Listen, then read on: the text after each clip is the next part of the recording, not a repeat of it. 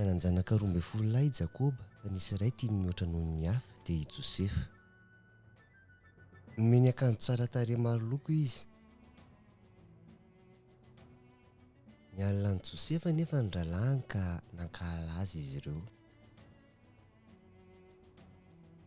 Nanofy aho hoy Josefa, tao anaty nofiko dia name amboara tany an-tsaha isika. Niarina ny amboarako fa ny anareo kosa ny ankohaka teo anatrehan'ny amboarako. Izany nofony sy teniny izany nefa vao maika nahatezitra ireo ralahany. Ary mbola nanofy indray izy.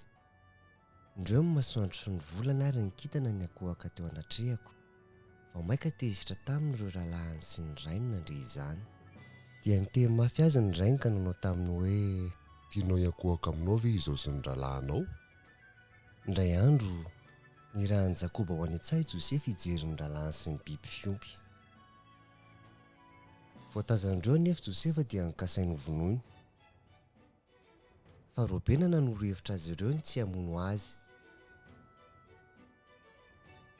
Andeha atsipitsika ao anaty fatsakana hoy izy.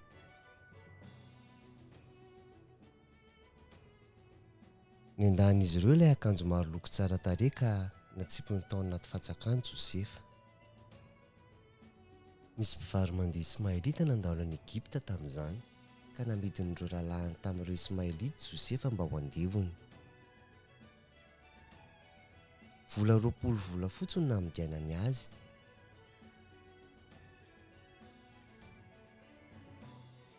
Nanan'izy ireo ilay akanjon'i Josefa ka nasiany rà ary nampisehoany tamin'i Jakoba.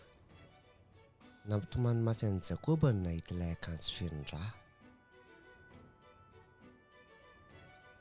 Nandritra izany fotoana izany Josefa dia lasa ndeha tany Egipta fa Andriamanitra niaraka taminy foana. Tany Egipta dia namidy tamin'i Potifara Josefa. Potifara dia iray tamin'ny tandapan'i Farao sady mpifehy mpiambina. Notahian'Andriamanitra Josefa ary nomeny fahombiazana. Tian'i Potifara Josefa ka natao mpiandraikitra ny trano sy ny fananany rehetra.